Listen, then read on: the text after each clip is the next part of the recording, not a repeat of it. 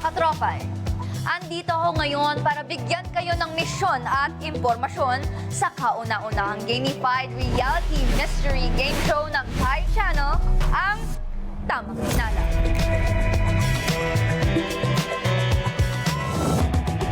Ako si Karina Bautista, ang inyong special agent. May mga hinala na ba kayo kung ano ang mapapanood ninyo sa Tamang Hinala? Tignan natin kung tama. Panoorin natin to. 4 na celebrity players ang magiging suspect sa isang kaso. 3 sa kanila ang inosente at 1 ang nagtatagong salarin. Pare-pareho silang dadaan sa 3 fact-finding missions para mabuo ang ebidensyang ibibigay ng informant. Para sa 20,000 pesos, kailangang mahulaan ng mga inosente kung sino ang salarin. Kapag wala namang nakahuli sa salarin, siya ang solong mag-uwi ng premyo. At kasali kayo sa pagsisiyasat mga katropay. Tuwing Sabado at Linggo, may mga tanong na ibibigay ang ating special agent. At kapag isa kayo sa nakahuli ng tamang sagot base sa ebidensyang nakalap, pwede kang manalo ng 500 pesos, 1,000 pesos o 2,500 pesos. Samahan niyo ako, ang inyong lead investigator, Luis Manzano, sa pag-iimbestiga, kaya maging mapagmatsyag. Huwag papadala sa maling akala dahil panalo ang may tamang hinala. Ang assignment ko ay ma-practice ang tamang hinala skills nyo. May 4 na katropay tayo from the media na sumubok maging suspects at humarap sa masinsinang investigasyon para lutasin ang isang matinding kaso. Kumusta kaya ang naging experience nila? Maging mapagmatsyag at alamin ang ebidensya sa mga mapapanood ninyo.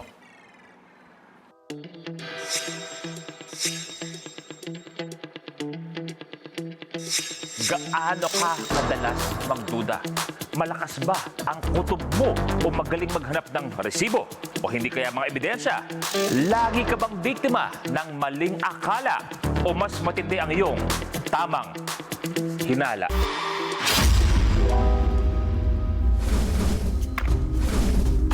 Ako si Luis Manzano, ang inyong lead investigator at ito ang kauna-unahang gamified reality mystery game show ng PAI.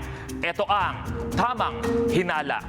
4 na suspect na mga kaibigan natin from the media ang haharap sa masinsinang investigasyon para lutasin ang isang matinding kaso. 3 sa kanila ay inosente at 1 ang salarin. Alam niyo siguro kung bakit yan nandito? Dahil isang kaso ang kailangan natin lutasin. Kailangan natin makahanap ng mga sagot. At ang kasong ito ay naganap sa isang restaurant. Kung saan may naganap na nakawan. Yan ang sinasabi ko. Alam niyo, yung pagnanakaw ay napakaseryosong bintang ng pagnanakaw. Para malaman niyo ang kabuuan ng ating kaso, may budget, may monitor kami. Panoorin po natin. Ito lang po yung order niyo po. Dito sa napakagandang restaurant na ito, nagpasyang magkita-kita ang isang grupo para mag-meeting at magkamustahan. Pagkatapos ng kasiyahan at nang kukunin na ng waiter ang bill, biglang nawalan ng kuryente. Opo, actually babayad naman po kami every month. Hindi ko po alam, ngayon lang po nangyari itong nag-brownout kami ng biglaan eh. Pagbukas muli ng mga ilaw, nakita ang tulala ang waiter. May kiss mark sa pisngi at ito pa ay sumigaw. Magnanakaw! Magnanakaw! Magnanakaw! Tulong! Tulong! Magnanakaw! Magnanakaw! Magnanakaw! Magnanakaw! Magnanakaw! Magnanakaw! Ayun po, sobrang bilis po talaga ng pangyayari. Nakakaawa nga po yung waiter namin eh. Talagang hindi po namin na naasahan na dito pa sa restaurant namin nangyari yung karumal-dumal na krimen na ganyan. Kaya ang tanong, sino?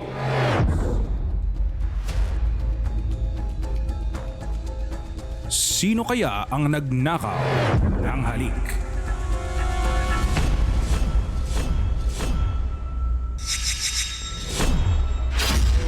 Sino kaya sa kanilang 4 ang hinahanap natin na salarin sa kasong ito? Para makumpirma kayo kung inosente ba kayo o hindi, kanina binigyan kayo ng isang evidence box. At ang isa dito ay naglalaman ng panyong may kiss mark. At syempre, iisa lang sa inyo ang nakakita ng ebidensyang ito. At ang taong yun ang hinahanap natin na salarin. Yun ang hinahanap natin. Pero syempre, para mabuksan, para malaman pa natin ang ibang mga ebidensya, kailangan nyo sumabak sa inyong kauna-unahang fact-finding mission. Diretso kagad tayo sa pinakabagong ebidensya mula sa ating informant. Isa ako sa mga customer sa restaurant noong gabing nangyari ang krimen. Ang totoo po niyan, ex ko talaga yung salarin. Dito kami sa restaurant, nagkakilala nung minsang nagkaroon ng party dito. Kabisado ko ang bawat hugis ng mga parte ng katawan niya.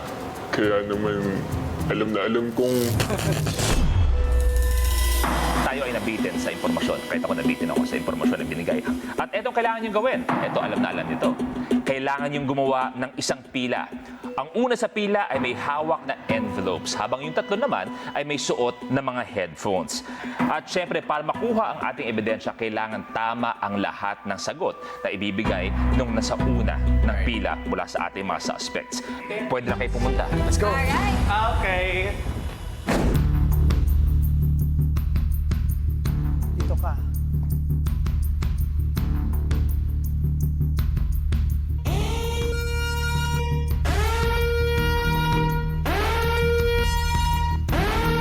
Oy, start na!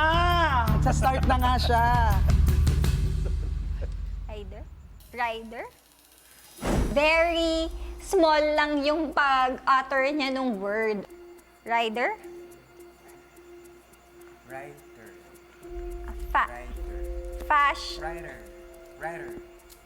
Oh my gosh, hindi ko mahulaan! Teka lang. Rider? Writer. Shider? Pagdating kay MJ, parang iniiba niya bigla na kunyari nagkakamali siya. Writer. Ang liliit nila magbuka ng bibig nila. I mean, come on. Parang i-exaggerate nyo para mas madaling basahin sa bibig. Writer! Oh my God! Ano na? Ha? Grinder? Parang sabi ko, parang may mali ata ganun ang naging drama-rama ko. Ry. Dry? Ter. Dur? Ter. Tor? Okay. Writer! Writer! Writer! Travel. Tra.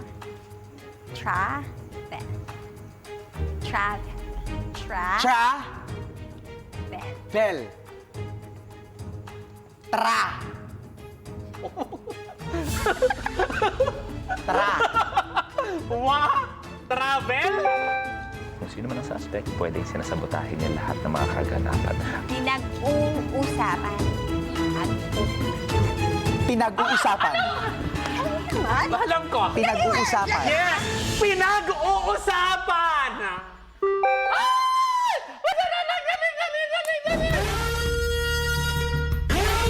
Lipstick? Papasukan ng mga suspect, please. Congratulations, natapos yung ibig sabihin, makikita natin kung ano talaga ang ikinikwento ng ating informant. Ito yun. kabisado ko ang bawat hugis ng mga parte ng katawan niya. Kaya naman, alam na alam kong sa kanya ang mga labi na nakatatak dyan sa tissue. Confirm. Tama nga ang kasagutan, tamang ebidensya. Pero eto tanong ko sa inyo. Sabi ko nga, baka sakali man yung suspect gumagawa ng paraan na siya ay hindi mahuli. Tingin niyo ba may nananabotahe? Tingin niyo may nananadya na hindi makuha ang mga clues? Meron. Parang wala naman. Agad-agad. Wala ka pang visa, ganyan ka lang magsalita. Actually, no? Pero eto ang nakuha niyong ebidensya. Eto ang lipstick na nakuha mo. Oh, related kaya yan Yan. sa sagot ko. Yan. naman. Yan ang Parang ating ebidensya. mamasa-masa sa'yo yan. Tingnan natin. Pwede ba patingin ang iyong kissable lips? Pwede. Pwede. Medyo mas makapal sa gilid kaysa doon sa mas Paling ba paling? Parang hindi eh. Tingnan natin. Kissable lips, please, Amshin. Maraming salamat. Grabe. Rachel? Oh my gosh. Tingnan natin. Kalakip ang ebidensya. Naku, parang Jasper? Tingnan natin. makita pa ng tuduhan eh. Okay. Marahil kayo nagiging komportable sa iba, pero marahil kayo nagdududa din sa iba mga kasama. Para sa akin, ito ang pinaka-importanting bahagi ng ating investigasyon. Dahil ito na ang ating cross-examination. Ito ang ating cross-examination kung saan isa sa inyo ang uupo sa ating interrogation chair. At ang matitira ay bibigyan ko kayo ng kalayaan na magtanong sa inyong mga kapwa-suspect. Kaya unahin na natin, Jasper, kung may katanungan kayo sa mga galaw o inaasta ni Jasper ngayon sa ating investigasyon. Mahilig ka ba maglagay ng chikinini sa jowa mo? Ay! I think lipstick yan. Di chicken. Sige, Tak na, Jasper, diretso. pwede ka na bumalik. Thank you. Dahil nabitin si Rachel, may tanong siya. Ikaw naman ang pupwesto sa ating... Oh my God! Ayan. Sabi nila ba sa Kaya naman sa ating mga suspect, hahayaan ko kayo kung may katanungan kayo. What's your favorite makeup item in your Kikay kit? Yun. ang favorite ko, yung lipstick, definitely. Okay. Anong color? Diva. Diva? Diva. Meron pang That's like branding. Diva. like flaming red. Yes. Parang gano'n, di red. ba? Ay! Ayun pala yung Pwede. Kaya pala diva-divahan siya kanina. Okay, MJ?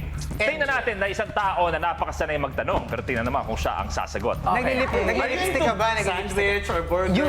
Ikaw nakikita mo ako lagi sa press con. Alam mo yan, Pink. nga, oo Pink, nga. alam mo yan. May tanong pa ba kayo? Sabi wala na. Ikaw na upo dito. Sinabi na. May last Upo ko na dito. Ikaw na. Turo mo. Uy, huwag yun ako tanongin. Innocente po ako. Nagli-lipstick ka ba? Yun. Ayoko na ba? Naman. Pero malaki ang bibig ko. Maliit yan. Maraming salamat, Albert. Pwede ka na Tama bumalik na, dyan. tama Samahan mo na. na. Dahil ito nga tayo, natapos na tayo sa huling bahagi ng ating investigasyon at sana'y nakatulong lahat ng inyong mga katanungan para sa inyong mga kapwa-suspect para malaman kung sino nga ba ang pwede talagang sila rin sa inyong apat.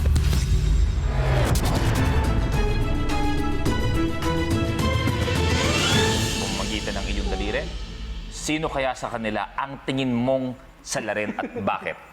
Feeling ko si MJ. MJ. Rachel, sumama ka dito, please.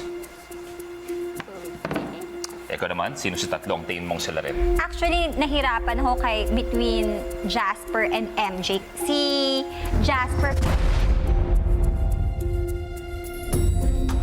MJ naman, medyo nakaisa ka na kay Jasper Yes. kanina.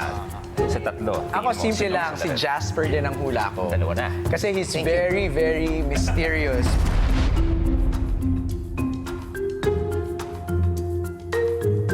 Para sa akin, yung suspect is si MJ. Yeah. How dare you? Why?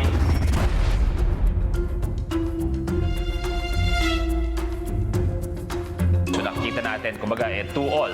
Dalawa ang bumoto kay Jasper at dalawa ang bumoto kay MJ. Pero marahil, pwede pa naman kahit sino.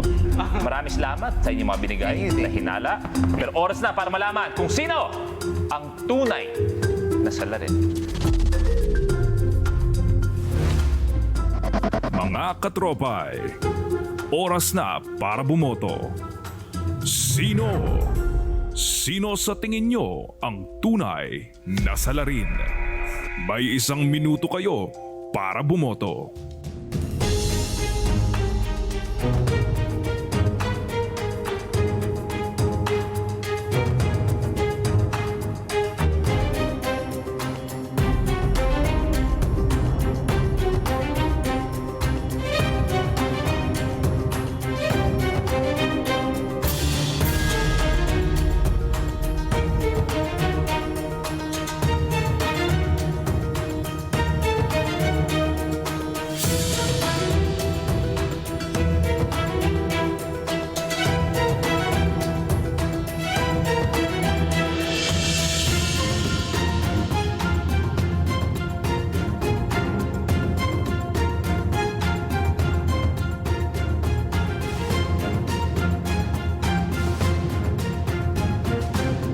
Alamin na natin ang kasagutan.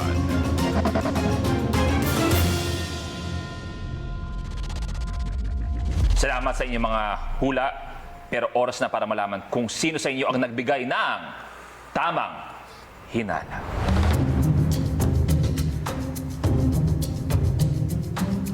Unahin natin, Rachel, pakibukas ang iyong kahon at ilabas ang laman.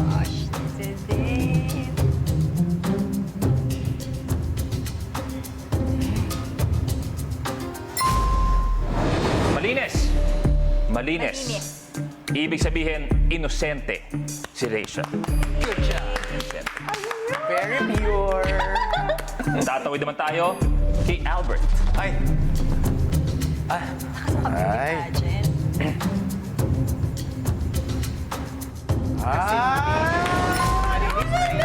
Kasing linis ng puri at ng integridad ni Albert. Jasper, MJ, sabay natin gagawin, pakibuksan ang mga bukas na po ang mga kahon at ilalabas na po. Ready?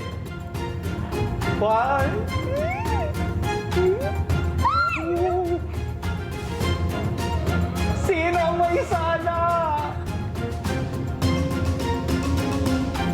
Oh my God.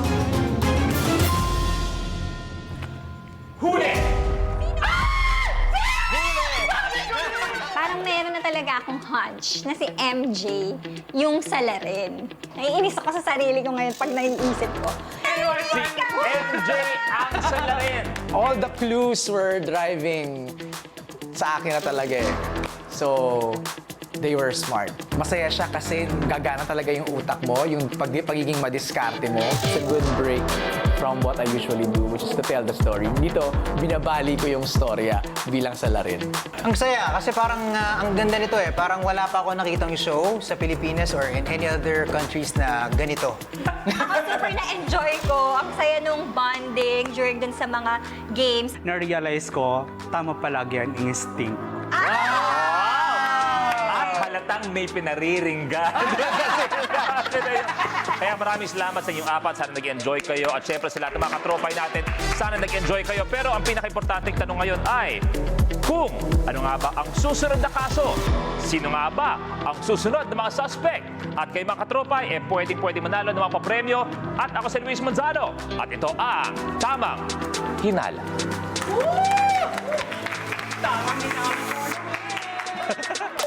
At yan na nga mga katropay ang pasilip sa newest at kauna-unang gamified reality mystery show ng Pi Channel.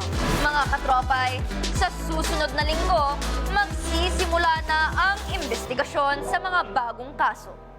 Panoorin natin to. Isang karumal-dumal na krimen ang nangyari. Si Kuya Long, sinabotan siya talaga ako. Uncooperative. Si Sam medyo naguguluhan ako sa kanya eh. Edward ang salarin. Itataya ko ang Bluetooth ko. Sino sa inyo ang nagsyaro ng lumpiang Shanghai?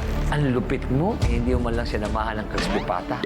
Simula na ang bintangan. Isa sa inyo ang nagsasabutan. Ba't kaming tatlo lang? Palakasan ng mga kuto. Kitang-kita ko yung ginawa. Guys, alam kong mukha akong kaduda-duda pero promise ko sa inyo, hindi ako ang salarin. Sakit yung mapagbintangan. Lagi na lang ba ako? Labasan na ng mga ebidensya. Looks are deceiving. Manood, mag-imbestiga at manalo. Sa pinaka-exciting na mystery reality game show sa bansa. Baka ikaw ang may tamang hinala.